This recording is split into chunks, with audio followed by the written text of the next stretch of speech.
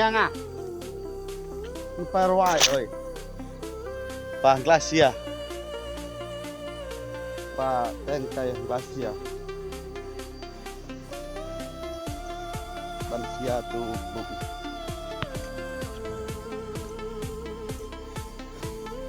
สบายดีท่านผู้ชมเนาะวันนี้พาลูกสาวไปปล่อยปลาพี่น้องเนาะลูกสาวละเนาะไป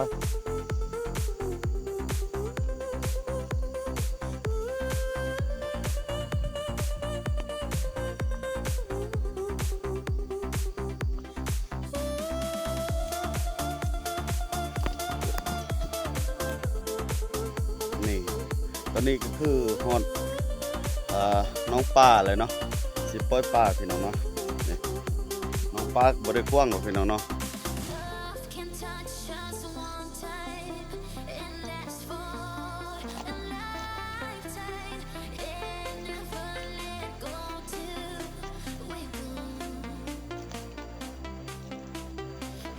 ชื่อลูกปลามามุกทง7พวกเนาะราคาเส้นปลายเนาะตัวหนึ่ง25,000เนาะก็สิประมาณนี้เนาะเนาะ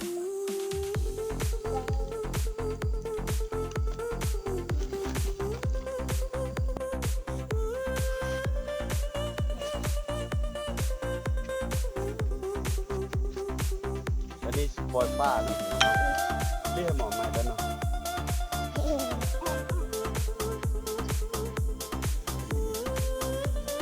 เห็นดอกแล้วนะ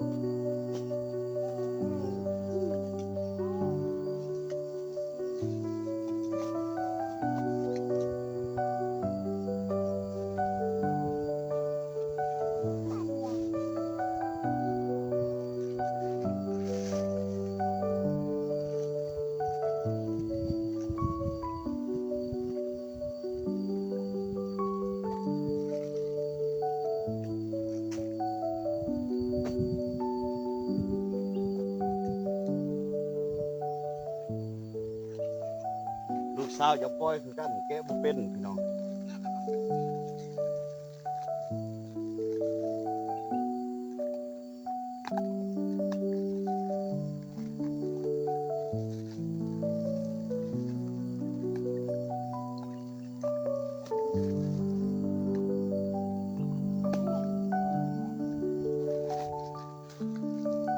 ปล่อย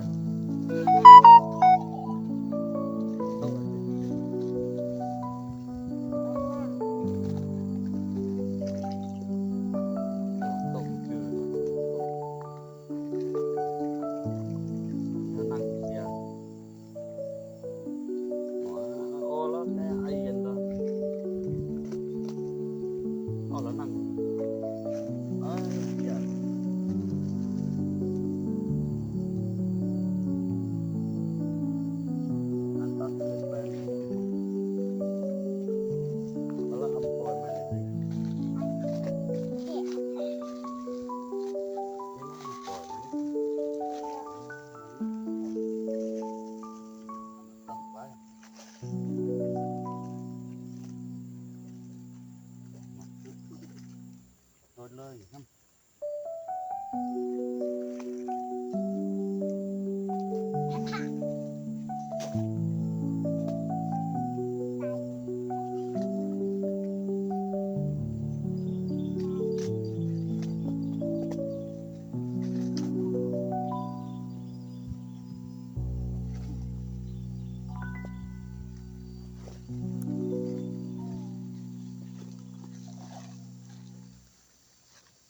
ำไป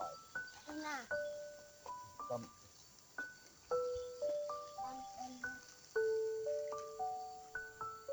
นี่เสียง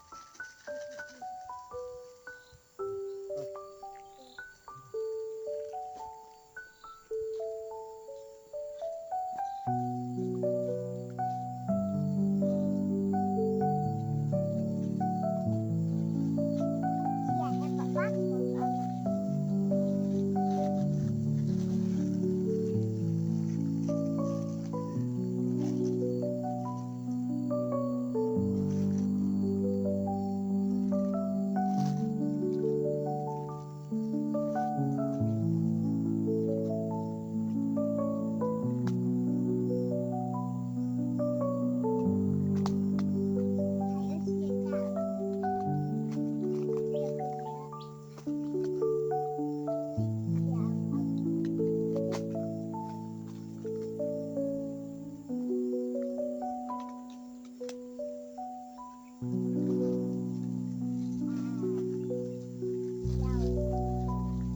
ไม่ปล่อย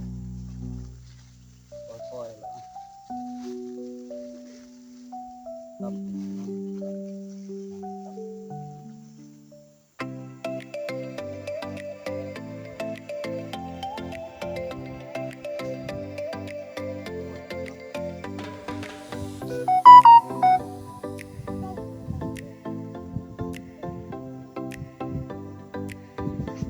นี่สำเร็จเป็นที่ห้อยแล้วเนาะ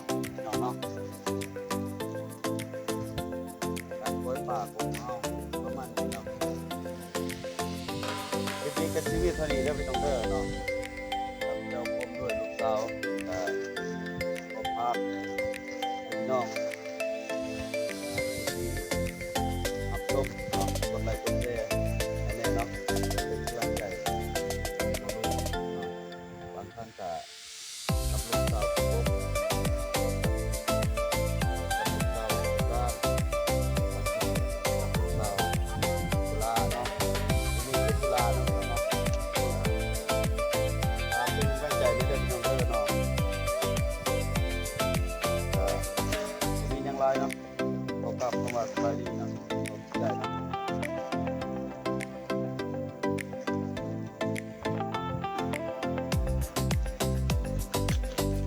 ขอบใจมั้ง ใจ นกปิดขอบใจปะ